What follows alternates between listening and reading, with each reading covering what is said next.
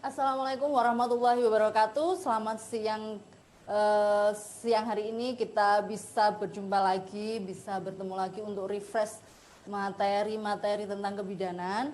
Yang siang ini tentang update knowledge penanganan ancaman keguguran. Sebelumnya kita akan berdoa dulu sebelum acara kita lanjutkan. Sebelumnya marilah kita berdoa menurut agama dan kepercayaan kita masing-masing. Berdoa silahkan.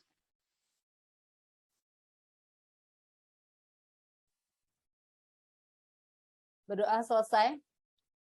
Sebelum kita menuju ke acara inti yang tentang penanganan ancaman keguguran, sebelumnya akan ada opening speech dari Direktur Rumah Sakit PHC Surabaya kepada Dr. Puji Januartono MKes. Kami persilahkan. Oke, terima kasih. Bismillahirrahmanirrahim. Assalamualaikum warahmatullahi wabarakatuh. Alhamdulillahirrahmanirrahim. Pertama-tama mari kita panjatkan puji syukur kehadirat Allah SWT bahwa di siang hari ini kita bisa belajar bersama. Ya, kita bisa belajar bersama dalam update knowledge penanganan ancaman keguguran. Alhamdulillah, mudah-mudahan Allah Ta'ala memudahkan dan meringankan apa yang menjadi ikhtiar kita hari ini, sehingga kita ke depan bisa menambah ilmu dan bisa mempraktekkan atau mengaplikasikan di kegiatan kita sehari-hari. Teman-teman semuanya, tentunya bidan ini ya, pesertanya ya, ibu-ibu bidan, mbak-mbak bidan ya. Tema kali ini luar biasa ya, jadi kalau seorang ibu itu hamil itu pasti ada was-was. Was-was pertama, takut anaknya tidak sampai lahir atau keguguran, ya, tidak sampai lahir hidup. Kemudian takut anaknya ada kelainan, ya, atau takut anaknya lahir dengan sakit atau cacat. Nah, ini hal-hal ini yang pasti akan ditemui teman-teman sejawat semua untuk bidan yang sehari-hari praktek untuk penanganan atau pemeriksaan ibu-ibu hamil. Nah, ini dengan tema ini, dengan nanti pembicara Dr. Harno, ya, spesialis obgyn kami yang sudah senior, kemudian ada pembawa acaranya bidan, ada yang di Rumah Sakit PHC Surabaya, ada Mbak Melisa. Mudah-mudahan bisa mengupdate pengetahuan teman-teman semua sehingga bisa membantu pelayanan atau menangani kekhawatiran atau kejadian-kejadian yang mengancam untuk janinnya atau kehamilannya menjadi gugur. Ya. Kami di Rumah Sakit PHC Surabaya, insya Allah sudah lengkap ya untuk penanganan kehamilan, ya, mulai dari awal ANC sampai dengan persalinan normal maupun tidak patologis pun kami siap, ya. Kemudian juga kami sudah ada layanan baru bagi pasangan yang mungkin sudah beberapa lama belum bisa membuahkan kehamilan. Ya, kami ada IVF atau bantuan untuk kehamilan atau bayi tabung. Kami sudah tersedia. Silakan kalau memang dibutuhkan, kami akan sangat senang untuk membantu teman-teman bidan untuk membawa pasiennya yang memerlukan bantuan untuk itu. Oke, tanpa berpanjang kata, mudah-mudahan belajar kita hari ini memang betul-betul bisa kita terima dengan baik. Allah Ta'ala meridhoi, memudahkan, dan merahmati kita semua. Kemudian yang tak lupa, terima kasih buat sponsor, ya, Ebert. Dengan adanya sponsor ini, maka kegiatan ini bisa berjalan dengan baik. Terima kasih sekali lagi buat Edutrace dan semua yang terlibat. Mudah-mudahan Allah Ta'ala memberikan catatan amalan baik buat kita semua. Terima kasih dengan ucapan Alhamdulillah. Saya akhiri opening speech kali ini. Sebelum kita langsung ke materi yang bersama Dr. Harno, ada beberapa iklan atau yang dari kami Rumah Sakit PHC punya layanan paket operasi ERAX, dan yang seperti yang dikatakan oleh Dr. Puji adalah program IVF, yaitu program hamil bagi pasangan yang sudah lama mendambakan kehamilan yang belum berhasil. Ya, jangan lupa saya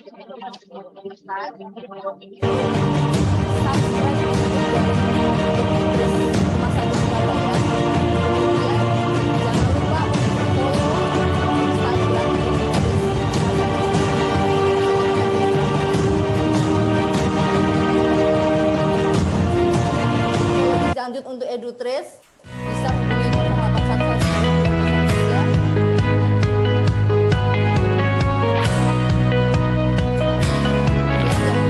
untuk follow Instagram dan subscribe Edutris Rumah Sakit PHC Surabaya. Oke, sekarang sudah pada inti dari acara webinar siang ini. Siang ini kita akan update ilmu kepada teman-teman yang kebanyakan mungkin pesertanya di sini adalah bidan ya. Teman-teman sejawat saya, selamat siang semuanya, selamat bergabung, selamat mengupdate ilmu kembali. Hari ini tentang update knowledge penanganan ancaman keguguran yang akan disampaikan oleh Dr. Harno Prihadi, spesialis obstetrik ginekologi di Rumah Sakit PHC. Sebelumnya saya akan membacakan CV dari beliau.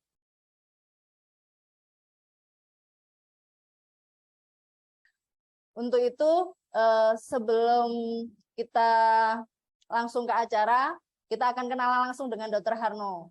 Selamat siang, Dr. Harno. Ya, selamat siang. Ya, dokter, ini kan tentang penanganan ancaman keguguran. Sebenarnya kan kehamilan itu kan pasti yang sangat diharapkan pada semua pasangan gitu, dokter ya. Cuman memang ada beberapa masalah-masalah di trimester pertama yang sering muncul pada kehamilan-kehamilan, terutama yang saat ini memang yang paling tinggi adalah nilainya adalah keguguran. Jadi karena memang teman-teman di sini adalah teman-teman bidan, harapannya adalah peran mereka di di garda terdepan. Biasanya screening pertama kan pasti pasien hamil pasti periksanya ke bidan, dok. Sebelum ke dokter kan pasti ke bidan. Jadi pasti teman-teman juga butuh apa sih yang harus mereka lakukan, bidan-bidan lakukan yang di praktek-praktek swasta, di puskesmas, dengan ada ancaman keguguran ini, dokter. Jadi nanti bisa di-share secara ini ya, dok, secara gamblang biar teman-teman bisa tanya jawab, mungkin apa yang perlu ditanyakan ke Dokter Harno bisa dilakukan langsung sekarang. Ya, langsung aja yang dokter. Baik. Oke, Baik. Terima kasih. Assalamualaikum warahmatullahi wabarakatuh. Sebelum kita mulai, marilah kita panjatkan puji syukur kehadirat Allah Subhanahu wa taala yang mana pada saat ini kita bisa mengikuti acara ini dalam keadaan sehat walafiat tanpa kurang suatu apapun. Baik. Jadi pada istilahnya kita ini refreshing ya. Jadi kita santai aja. Jadi refreshing, mungkin Bu Bidan juga dulu waktu pendidikan sudah pernah lah sepintas ya dapat ilmu mengenai bagaimana menangani keguguran ya, mungkin dari lini terdepan ya. Nah ini saya hanya merefreshing aja ya, mungkin mengingatkan barangkali sudah lupa ya, ini saya mengingatkan kembali ya dengan ilmu yang mungkin ada yang hal-hal yang baru yang perlu dipahami oleh ibu maupun mbak-mbak bidan ini ya. Baik, jadi pada tema kali ini saya akan menyampaikan tentang penanganan ancaman keguguran. Ya, jadi share screen-nya.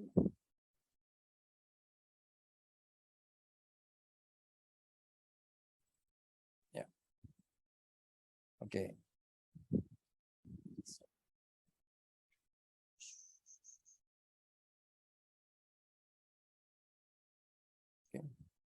Ya. Ya, jadi yang dimaksud dengan keguguran mengancam itu mungkin ada yang lebih familiar dengan abortus iminen, gitu ya. Iminen itu mengancam, ya. Jadi keguguran yang mengancam. Yaitu berupa apa? Yaitu perdarahan pervaginam, ya, tanpa ada pembukaan serviks dan kehamilan sebelum 20 minggu. Ya, jadi kalau lebih dari 20 minggu ya bukan keguguran lagi itu. Ya, mungkin ada partus imaturus iminen ya, jadi bukan suatu abortus ya. Kemudian perdarahan disertai dengan kram perut dan mungkin disertai dengan nyeri di punggung. Jadi ibunya ada keluhan kram perut, nyeri punggung ya. Itu biasanya yang paling sering terjadi. Kemudian keguguran ini juga terjadi pada sekitar 20% dari kehamilan yang bisa yang biasa kita dapatkan di tempat praktek ya. Begitu juga seorang wanita dengan tes kehamilan positif ada risiko 12% ya untuk bisa terjadi keguguran itu ada 12% dari sekian banyak wanita yang hamil ya. Kemudian nilai diagnosis ya kita lihat dari riwayatnya bagaimana ya. Kemudian dari pemeriksaan klinis yang terbatas itu ada sekitar lebih dari 50%, ya, lebih akurat dengan pemeriksaan ultrasonografi atau USG.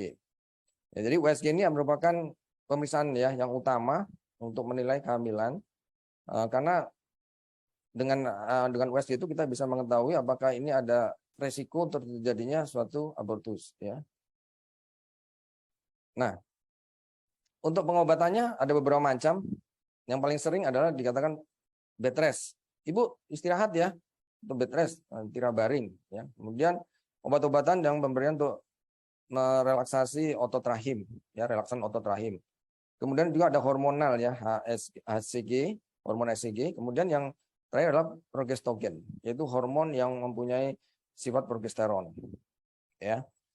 Nah, bed rest ini yang paling sering ya, yang paling sering disampaikan ke pasien, ibu istirahat nih, kecapean ini, gitu ya. Padahal sebetulnya tidak ada bukti ya bahwa dengan istirahat itu bisa mencegah untuk terjadinya suatu keguguran, ya.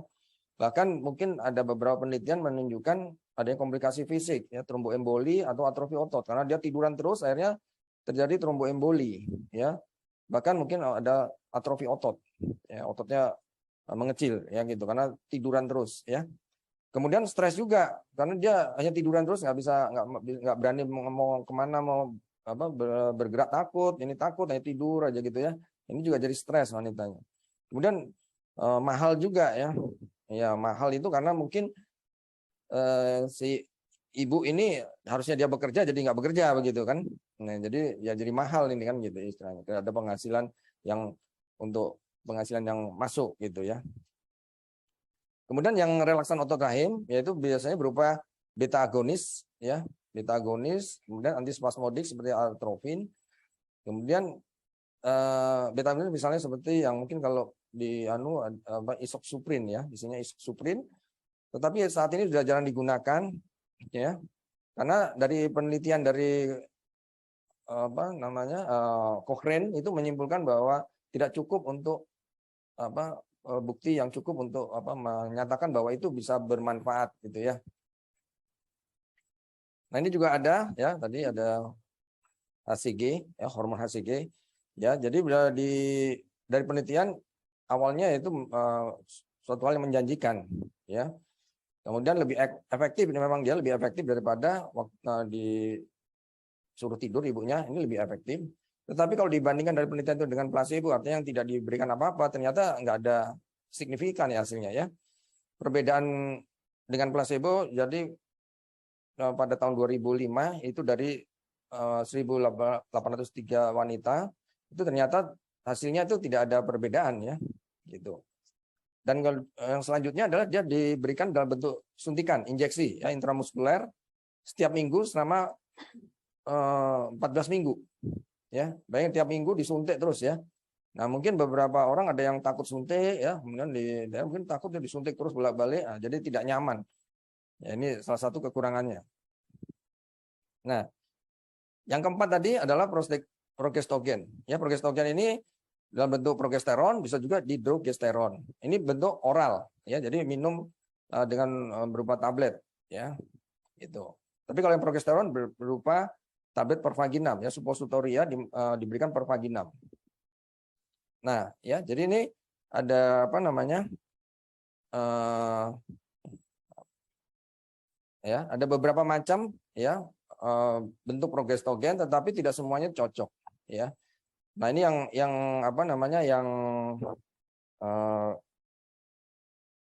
yang paling sering.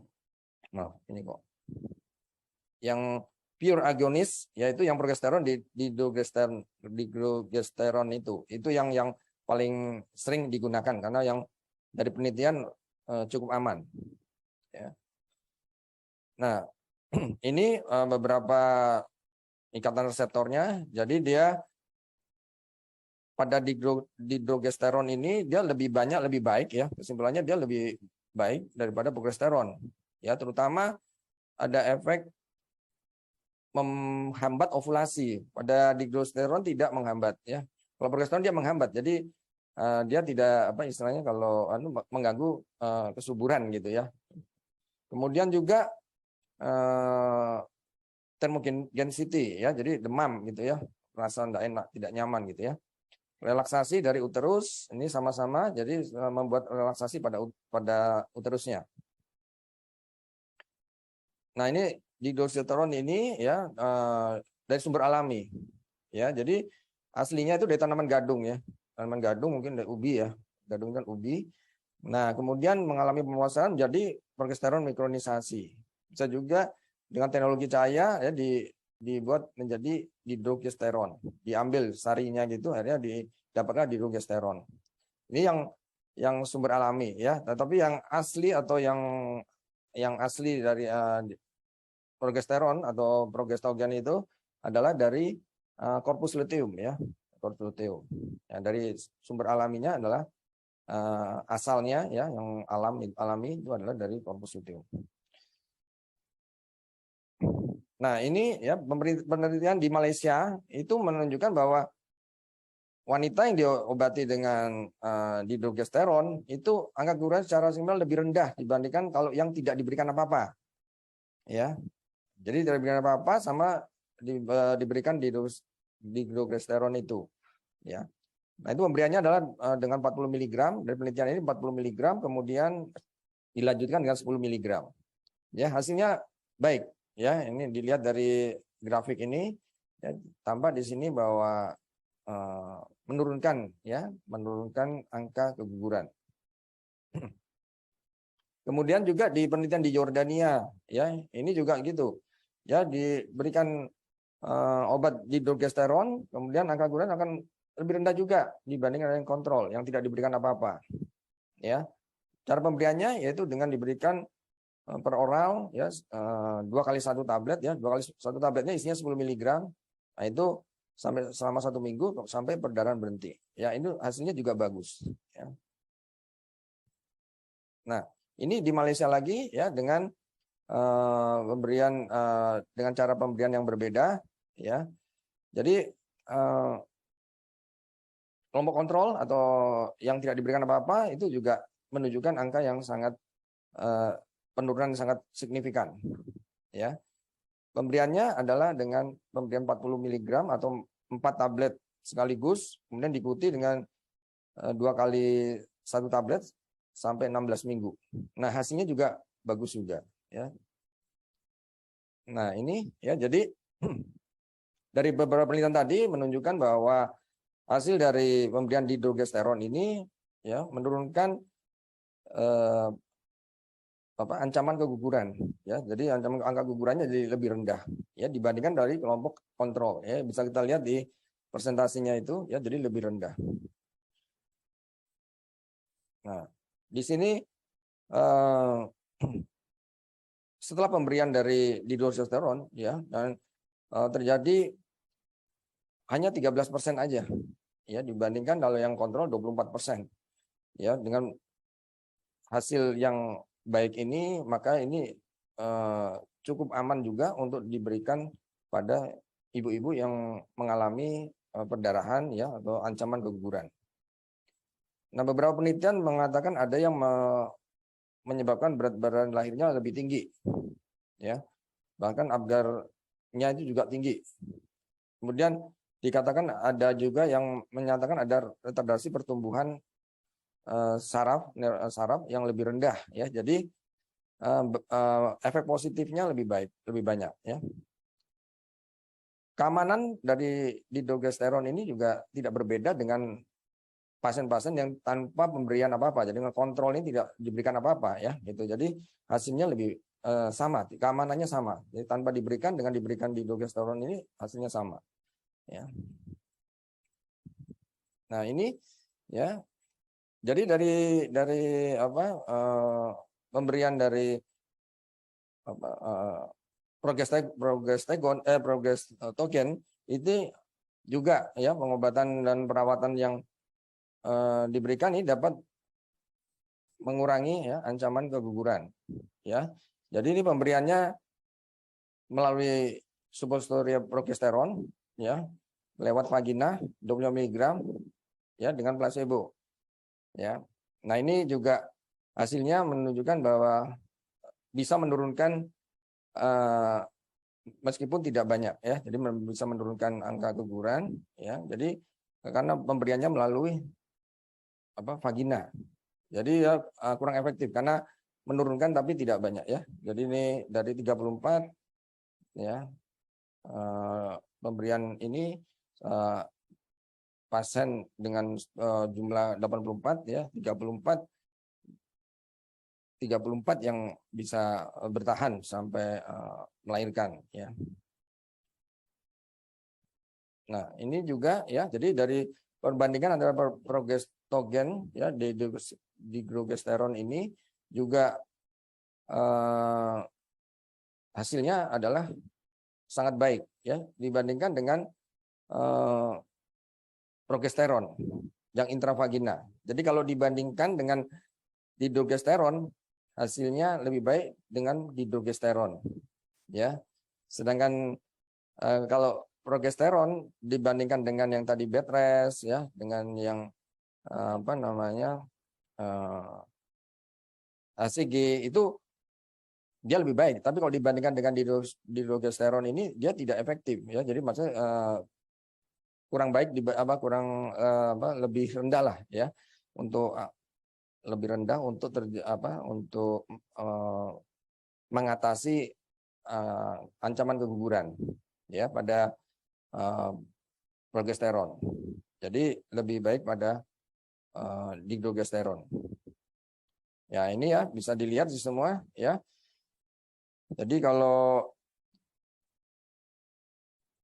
pemberian progesteron saja tidak efektif, progesteron dan dihidrogesteron ada penurunan ya, terjadi penurunan ancaman keguguran. Kalau dihidrogesteron saja juga secara statistik juga dia bisa menurunkan untuk terjadinya ancaman keguguran ya. Jadi dihidrogesteron ini bisa diberikan secara tunggal, artinya diberikan obat itu saja.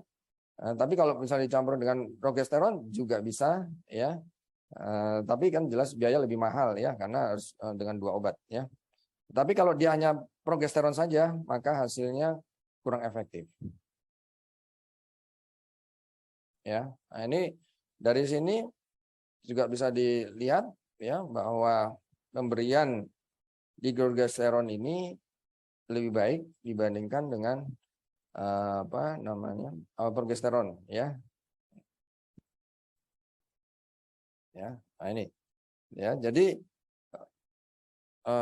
di Eropa sendiri ya, di Eropa juga sudah menggunakan pemberian dengan cara oral ini ya, karena memang pemberian secara suntikan atau pervaginan ini ternyata hasilnya tidak efektif ya untuk mencegah terjadinya ancaman keguguran. Nah, ini sekarang ada yang namanya keguguran berulang. Ya, keguguran berulang itu adalah ya 3 kali, jadi secara berturut-turut. Jadi seorang wanita yang 3 kali berturut-turut keguguran ini disebut keguguran berulang, ya, atau abortus habitualis, ya. Kalau di Amerika patokannya ada 2 kali, 2 kali dikatakan 2 kali keguguran berturut-turut maka dikatakan abortus habitualis, ya. Tetapi itu harus dibuktikan dulu bahwa itu memang suatu kehamilan, ya. Ada beberapa ibu-ibu yang datang, saya nggak mens, terus saya mens, wah saya keguguran, nah, itu bukan, ya. Harus dibutuhkan memang mungkin dari paling tidak dengan PEG test atau planotesnya memang sudah positif, ya gitu ya. Diperiksa ke bidan, Bu Bidan diperiksa positif kemudian terjadi perdarahan, nah ini bisa dikatakan keguguran. Tapi kalau datang-datang dia nggak mens, kira-kira udah 2 minggu nggak mens, sekarang mens lagi, dia bilang ini keguguran, nah itu belum tentu, ya. Jadi itu harus dibuktikan dulu memang itu ada suatu kehamilan, baru kita katakan bahwa itu merupakan keguguran, ya. Penyebabnya berulang ini macam-macam ya. Bisa juga antibody, antifosfolipid, ya. Nah, ini yang baru, maksudnya yang ya mungkin sebenarnya tidak terlalu baru juga, tetapi yang bisa diperiksakan, ya, diperiksakan secara laboratorium. Mungkin kalau di center-center atau kota-kota besar sudah bisa pemeriksaan ini, ya. Kemudian karyotyping, ya, ini pemeriksaan genetika, ya, kromosom, ya, itu jadi ini agak sulit karena ini harus di ibu kota provinsi paling tidak ya pemeriksaan ini, ya. Kemudian Nah, faktor anatomis ada gangguan atau bentuknya secara anatomis ada kelainan, ya. Kemudian trombofili, ya, gangguan pembekuan darah. Ya. Nah, kalau memang dia keguguran berulang, maka dia ada pemberian antikoagulan, ya. Yang paling gampang adalah aspirin atau aspilet, ya. Itu juga, tapi sebaiknya dipastikan dulu apakah memang bukan dari 4 kemungkinan penyebab tadi, ya, dipastikan, ya. Jadi dipastikan dulu baru kita bisa berikan terapi aspirin, ya, dengan dosis yang kecil cukup, ya, 1 kali 80 mg, ya, dosis yang paling kecil itu. Kemudian antibiotik, ya, misalnya pada pasien dengan yang riwayat sering keputihan, ya, dengan bakteri vaginosis, maka berikan antibiotik clindamycin. Kemudian perawatan suportif, ya, perawatan suportif ini ya tadi bed rest, ya, meskipun dari penelitian sebenarnya kalau ancaman keguguran tidak, tapi untuk yang dia hamil berikutnya dari yang sudah 3 kali maka dia memang harus istirahat, ya. Kemudian juga ada merubah gaya hidup, ya, misalnya gaya hidupnya misalnya memang ini ibunya ini pekerja keras misalnya, ya, mungkin yang di daerah-daerah mungkin ibunya memang dia seorang petani, ya, yang mungkin kerjanya harus angkat macam-macam, ya, misalnya di desa itu petani kan banyak, ya, mulai dari sawah ke rumah, kemudian nanti dikirim lagi ke pengepul segala macam itu, ya. Jadi mungkin ini harus ya mulai dikurangi, ya, kalau memang dia ada riwayat 3 kali keguguran, ya. Kemudian vitamin jangan lupa, terus asam folat. Kemudian dukungan emosional artinya ya kita support, ya, support kepada ibunya, memberi semangat, ya, bahwa hal itu bisa bisa obatilah, ya. Nah, kemudian pengawasan ketat. Jadi harus lebih sering mungkin, ya, untuk kontrol lebih sering karena jangan seperti biasa, ya, 1 bulan lagi Bu, padahal dia tuh bekerja keras misalnya, ya. Ini kemudian bedah, ya, bedah itu kalau ada gangguan anatomis, ya, atau kelainan anatomis, ya, misalnya ternyata ada septum terus, ya, itu kan dioperasi, ya. Kemudian juga ada perlengketan pada kafum uteri, ya, itu juga dilakukan operasi, ya. Kemudian pemberian progesterogen, ya, yang tadi kita sampaikan, ya, dihidrogesteron atau progesteron. Ini juga bisa untuk memberikan terapi untuk kasus-kasus keguguran berulang, ya. Nah, ini, ya, pada penelitian dikatakan bahwa dengan dihidrogesteron ini juga bisa, ya, dari kelompok kontrol ini kita bisa lihat, ya, paling rendah, ya, angka kegugurannya adalah dengan yang oranye itu dihidrogesteron, ya, dengan beta HCG juga bisa dengan intramuskular selama 4 hari, ya, setiap 4 hari, ya, sampai 16 minggu.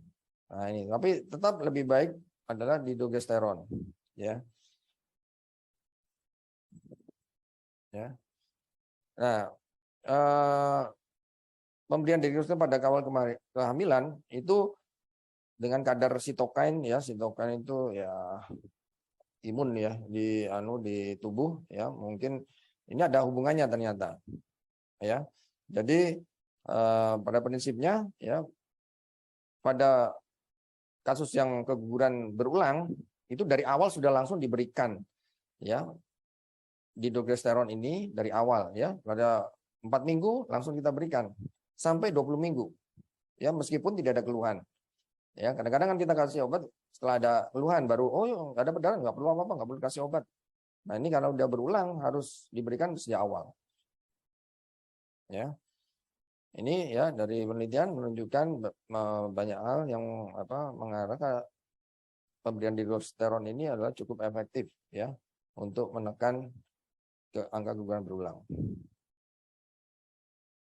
Ya, ini, ya, jadi di penelitian di Eropa juga begitu, ya, jadi sudah beberapa penelitian, banyak penelitian menunjukkan bahwa progesterogen yang alami ini bisa efektif, ya, untuk menurunkan angka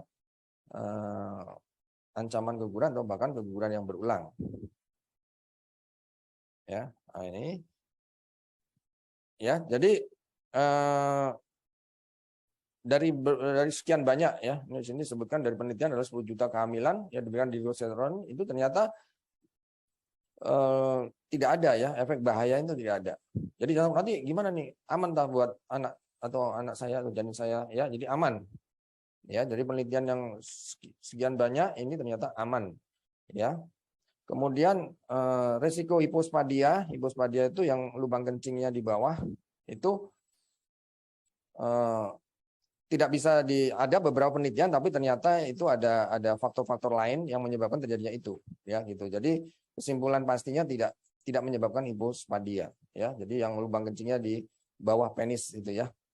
Kemudian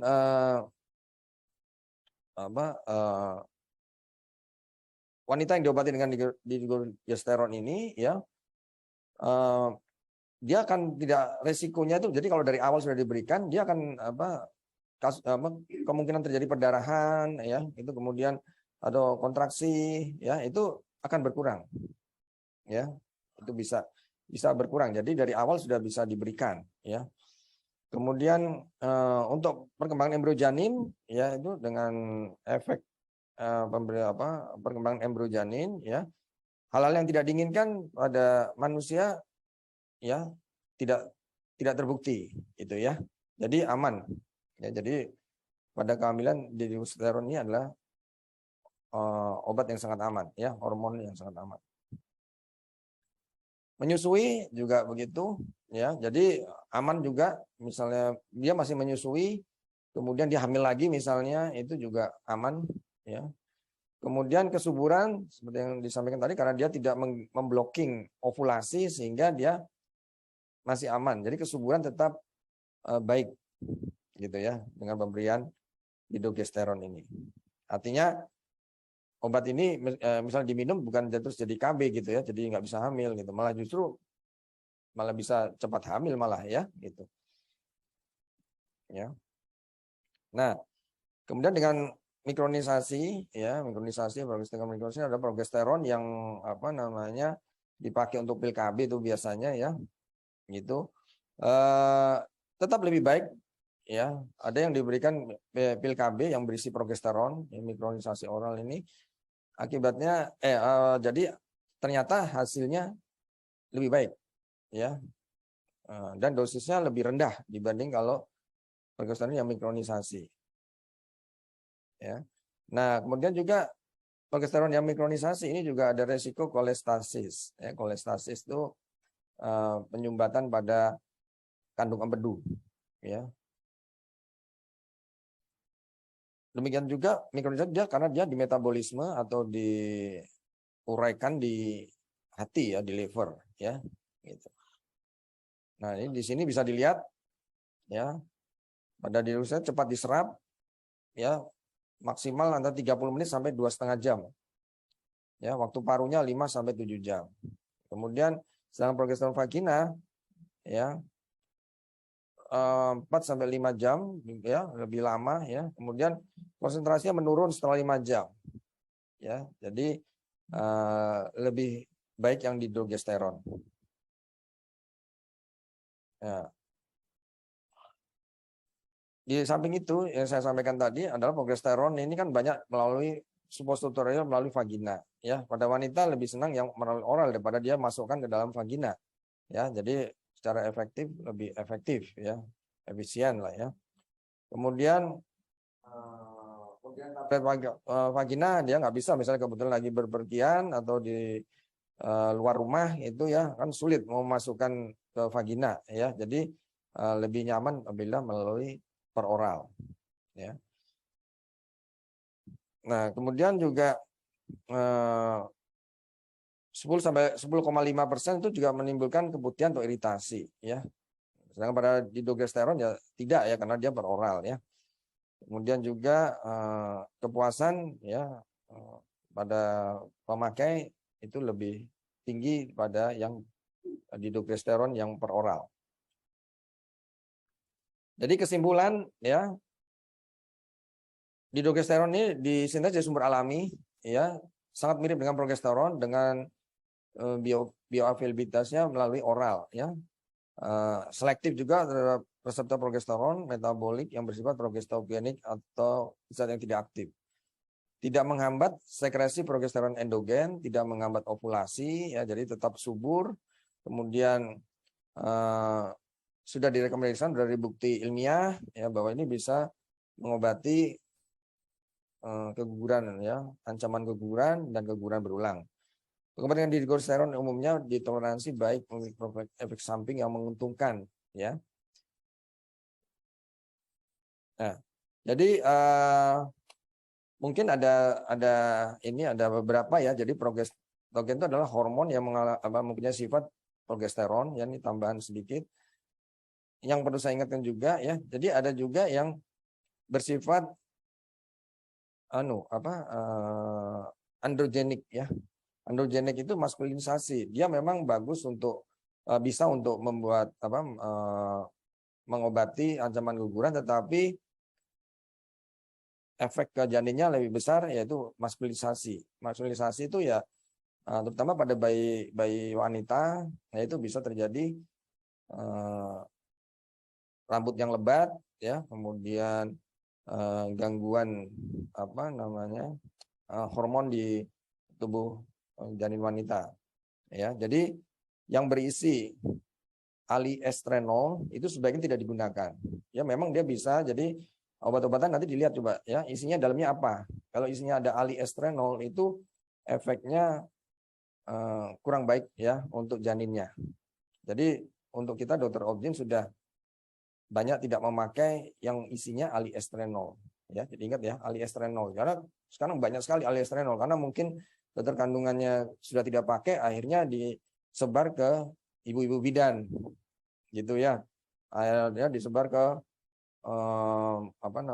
ke daerah-daerah, ya, mungkin di sana adanya cuma itu, ya. Sebaiknya tidak, karena ada efek samping pada janinnya. Mungkin ini yang bisa saya sampaikan untuk refreshing, ya. Mungkin ada juga yang sudah baca-baca, ya.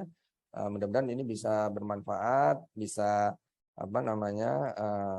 ya, menambah ilmu, ya, buat Ibu Bidan, Bapak Bidan, ya. Barangkali ada pertanyaan, kami persilakan, ya.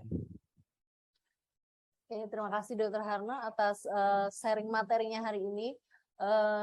Bila ada pertanyaan bisa langsung tanya jawab, ya, ini, ya. Mungkin ada yang raise hand atau lewat chat, ya.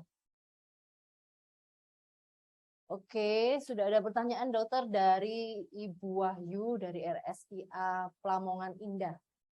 Izin bertanya dokter, apakah pasien hamil dengan kista akan lebih besar risiko keguguran dan perdarahannya? Ya, langsung jawab, ya. Jadi sebetulnya tergantung dari kistanya, ya, jenis kista, kemudian ukuran kista, ya, gitu. Jadi ada yang kista seperti kista endometriosis itu kalau dia hamil itu justru malah agak mengecil dia, ya, gitu, ya. Tetapi ada jenis kista yang misalnya kista musin itu bisa tambah besar. Jadi tergantung jenis kistanya, ya. Nah, sebetulnya kalau kistanya ini tidak terlalu besar, ya, itu untuk keguguran sebenarnya tidak mempunyai efek, ya, maksudnya untuk terjadi keguguran. Tetapi kalau dia cukup besar, mungkin akan mendesak rahim ini sehingga menimbulkan kontraksi pada rahim, mungkin bisa, ya, karena ada desakan dari kistanya yang besar sehingga merangsang rahim untuk berkontraksi. Akhirnya kegugurannya karena berkontraksi. Jadi tergantung jenis kistanya, tergantung ukurannya, ya. Bahkan kita sering, ya, operasi sesar sekaligus dengan operasi kista yang besar itu sering, ya. Jadi tergantung jenis kistanya, gitu, ya. Jadi belum tentu menimbulkan keguguran, ya. Tapi apakah menimbulkan perdarahan bisa jadi? Kalau perdarahan, itu tadi, kalau perdarahan kan bisa suatu tanda terjadi keguguran, ya, sama. Jadi artinya, ya, kalau dia memang besar mungkin bisa, dan jenis kistanya, ya. Kalau besar dia merangsang rahim sehingga rahim ini akan berkontraksi sehingga terjadi pembukaan atau dilatasi serviks, terjadi perdarahan, kan, gitu, ya. Oke. Kemudian apa? Ada pertanyaan lagi? Dari Elta Surabaya. Izin bertanya dokter, ada 2 pertanyaan ya dokter. Yang pertama, untuk ibu yang mengalami penyakit toksoplasma, bagaimanakah langkah preventif untuk mencegah keguguran berulang saat menjalani kehamilan? Kemudian yang kedua, terapi pengobatan apa saja yang bisa dilakukan untuk menyembuhkan penyakit toksoplasma, Dok? Yang Iya. tokso ini yang ini ya, Dok ya, Hmm. apa penyakit yang biasanya suka sama hewan-hewan peliharaan itu masih Ya, jadi memang preventif itu sebaiknya itu tadi karena banyak bersumber dari binatang-binatang peliharaan ya. Sebaiknya ya kalau hamil ini jangan ada binatang peliharaan yang masuk rumah ya, boleh aja tapi di luar rumah ya. Jadi sebaiknya jangan di dalam rumah ya. Kemudian diperiksa ya. Jadi jangan sudah hamil baru periksa. Kalau sudah hamil baru periksa ya terapi kan artinya begini, artinya si ibu mungkin sudah kena gitu ya. Kalau misalnya dia positif berarti dia sudah kena kan. Jadi pengobatannya kan lebih sulit ya. Artinya bisa diobati cuman lebih sulit ya. Mungkin janinnya sudah terkena. Ya, terutama pada kehamilan muda ya, kurang dari 4 bulan, kurang dari 5 bulan. Tetapi kalau kita mau mencegah ya kita periksa dulu. Jadi ada pemeriksaan laboratorium sebelum kehamilan ya. Kita periksa dulu apa kita sehat. Oke, kalau sehat ya sudah silakan hamil ya. Tapi kalau enggak ya kita tunda, jangan hamil dulu. Gitu ya. Jadi apa namanya? Kita periksa toksoplasma ya sebaiknya tidak hamil dulu kalau memang dia positif. Tetapi jangan salah juga, di situ kan ada dua ya, pemirsa, ada IgG sama IgM. Ya kalau IgM itu ya itu sebaiknya tidak hamil dulu. Tapi kalau IgG positif itu sebetulnya tidak apa-apa karena IgG positif berarti dia sudah punya anti. Sudah pernah kena dulu, kemudian dia punya anti dan anti itu akan seumur hidup, ya bisa seumur hidup. Jadi nggak apa-apa kalau IgG. Ya, nah, kadang-kadang ibu bingung ya, IgG yang positif sebetulnya nggak apa-apa. Ya, jadi kalau saran saya ya kalau memang kita punya karena cukup mahal pemeriksaannya, jadi apa namanya kalau mau diperiksakan bagus, kalau tidak juga ya tidak wajib ya, sunnah gitu ya, sunnah. Jadi diperiksakan bagus, tidak diperiksakan juga sebetulnya untuk orang Indonesia yang asuransinya belum mengcover ya pemeriksaan toksoplasma itu ya tidak bisa juga tidak apa-apa ya gitu. Kemudian satu lagi yang kedua tadi tentang, bisa di-share lagi Mbak tadi pertanyaannya Mbak? pengobatan ya, nanti pengobatannya ada ya, jadi pengobatannya antibiotik kita berikan sampai 6 bulan ya itu ya, spiramisin itu ya obatannya diberikan spiramisin, pengobatannya bisa sampai 6 bulan ya, bahkan kalau dia sudah hamil gitu ya kadang-kadang sampai 9 bulan ya gitu. Nah, nanti konsultasi ke dokter spesialis ya. Jadi sebelum misal sudah terketahui bahwa dia kena tokso, Dok, ini kan masih program hamil nih. Jadi harus konsumsi itu sampai 6 bulan baru bisa diprogram hamil. Iya, sampai negatif, pengobatannya lama, memang cukup lama pengobatan toksoplasma. Tapi kalau sudah terlanjur hamil, dokter, apakah antibiotik itu juga? Sunnah dulu. Jadi kalau misal sudah terlanjur hamil, sebaiknya ya. Apakah antibiotik juga tetap harus dikonsumsi sama ibu yang sudah terlanjur? Iya. Aman untuk hamil, untuk ibu hamil itu aman. Cuma pengobatannya lama. Itu yang mungkin yang membosankan ya. Oke. Ada pertanyaan lagi mungkin? Dari Ibu Rizka, RSUD Paku Haji. Oh ya. Izin bertanya, Dok, tingkat keberhasilan pencegahan resiko abortus lebih cepat dengan progesteron atau obat oral nifedipin? Oke. Jadi nifedipin itu terutama pada kehamilan di atas 20 minggu. Ya. Di atas kehamilan 20 minggu ya itu bisa dengan nifedipin. Tapi seperti itu dia kan sebagai relaksan uterus ya, dia masuk relaksan uterus. Ya, tapi kalau ini kan kehamilan di bawah 20 minggu yang untuk relaksan uterus ini kurang efektif. Jadi lebih baik pakai yang hormon progesteron. Ya. Jadi itu ya. Jadi kalau di atas 20 minggu baru dia bekerja untuk menghindari kontraksi uterus ya, dengan nifedipin. Tapi kalau di bawah 20 minggu dia kurang efektif. Ya, karena penyebabnya terutama bukan dari situ ya, bukan dari kontraksi uterus. Tadi kan sudah disampaikan ya. Jadi kalau nifedipin itu bisa diberikan di atas usia efektif di usia di atas 20 minggu. Itu kan kayak seperti tokolitik kan sebenarnya. Iya. Ya, jadi kalau misal pasien-pasien ada ancaman di atas 20 minggu, itu bisa pakai nifedipin, tapi sudah tidak efektif bila pakai progesteron. Tapi Jadi kalau yang ini abortus di bawah 20 minggu masih bisa pakai. justru pakai progesteron, tidak efektif pakai nitramicin. Oke, masih ada pertanyaan lagi? Masih banyak. Oke, Ibu Zulaika Solo. Aduh, jauh ini ya dari RSU Paku Solo. Selamat siang dokter, izin pertama ada 2 pertanyaan dokter. Dok, perlukah pemberian hormon dihidrotestosteron pada usia kehamilan lebih dari 20 minggu dengan keluhan flek-flek tanpa mules, nyeri atau nyeri pinggang? Kemudian, bagaimana diet nutrisi yang sesuai untuk ibu-ibu hamil dengan ancaman abortus dokter? Mengingat sekarang seringkali ada kasus abortus iminen disertai dengan ISK atau HEG. Terima kasih. Ya. Jadi pertanyaan yang pertama itu Testosteron. dihidrotestosteron pada usia 20 minggu ya kurang efektif ya seperti saya sampaikan tadi. Jadi pakai yang tokolitik ya karena dia lebih banyak penyebabnya adalah karena adanya kontraksi uterus ya. Kalau yang di bawah 20 minggu itu plasenta kan masih belum sempurna ya. Setelah 20 minggu plasenta sudah sempurna. Jadi hormon-hormon itu sudah istilahnya diambil alih oleh plasenta. Jadi kurang efektif sudah. Seperti saya sampaikan tadi, jadi justru yang efektif adalah pemberian tokolitik. Ya gitu. Jadi sebaiknya diberikan tokolitik. Ya, tokolitiknya biasanya bisa nifedipin, ya, bisa isoprin, bisa beta-glucagonis itu, bisa salbutamol, ya. Itu.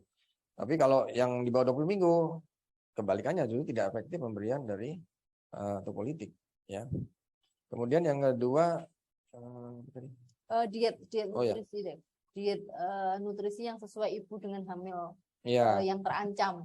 Kan karena memang sekarang banyak dokter pasien-pasien masuk dengan abortus, tapi abortus iminen ternyata ada penyertanya. Oh, ternyata ada ISK atau hiperemesisnya yang berlebihan. Jadi ISK ini kan sebetulnya ya tidak hamil juga bisa ya. Jadi tergantung, mungkin biasanya ISK itu kalau pada wanita itu lebih sering karena migrasi ya, kuman-kuman di vagina yang masuk ke uretra. Jadi misalnya dia awalnya ada keputihan gitu ya, kemudian tidak dirasakan atau tidak diobati sehingga akhirnya migrasi ke saluran kencing sehingga terjadi ISK. Sedangkan hiperemesis, ya hiperemesis itu kan biasanya sampai 4 bulan aja ya, 4 bulan harusnya sudah tidak mengalami hiperemesis lagi ya. Jadi nutrisinya apa ya, kita hindari yang menimbulkan kontraksi ya, makan makanan yang pedas-pedas ya, kemudian yang terlalu asam, nah itu sebaiknya dihindari ya. Jadi terutama makan makanan yang pedas dan asam ya, itu bisa memicu kontraksi ya.